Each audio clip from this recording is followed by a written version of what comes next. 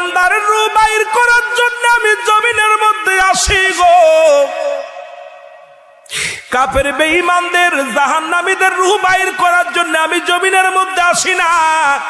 আমি এত বড় দানব, এই আসমান আমার জমিনের মধ্যে পাস মানে আমার মাথা মোবারক, এই তামাম পৃথিবীর পানি যদি আমার মাথায় ঢেলে দেয়া হয়, সমস্ত পানি যদি পৃথিবীর সব পানি যদি আমার মাথায় ঢেলে দেওয়া হয়, একটু পানি গড়ে পড়বে না জমিনের মধ্যে। আমি এত বড় দানব।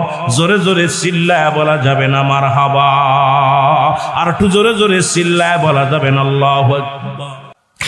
এরে মুসলমান, ঈসা আলাইহিস সালাম ডাকতে বলে, আজরাইল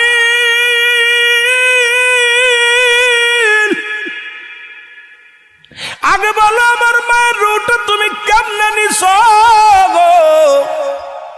ডাকতে বলে, ঈসা নবী ঈসা গো, মায়ের বুকে দুধ খাইতে খাইতে সন্তান যেমনি ঘুমায়া যায়, এমনি আপনার মায়ের রূহটা বাইর করেছি।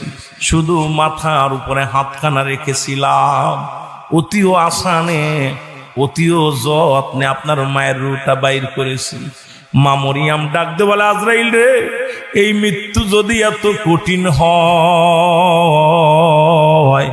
যারা মরণের সময় পায়খানা করে দেয়, যারা মরণের সময় প্রস্রাব করে দেয়, যারা মরণের সময় মুসলমান জিহ্বা বাইর হয়ে যায়, মরণের সময় চোখ দুটি বড় বড় হয়ে যায়, একটা অঙ্গ পড়ে যায়, তাদের মরণটা কত কঠিন হয়।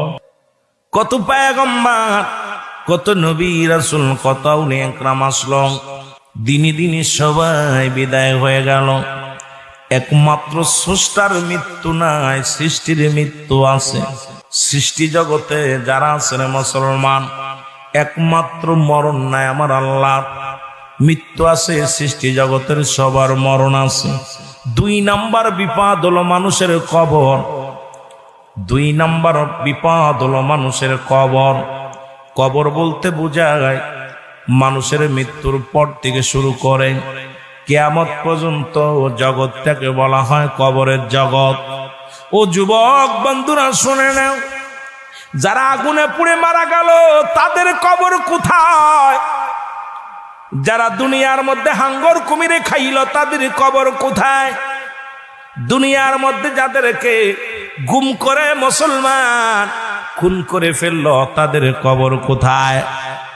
আমার বাজানেরা, কবর বলতে বোঝায় মানুষের মৃত্যুর পর থেকে শুরু করে কিয়ামত পর্যন্ত জগৎ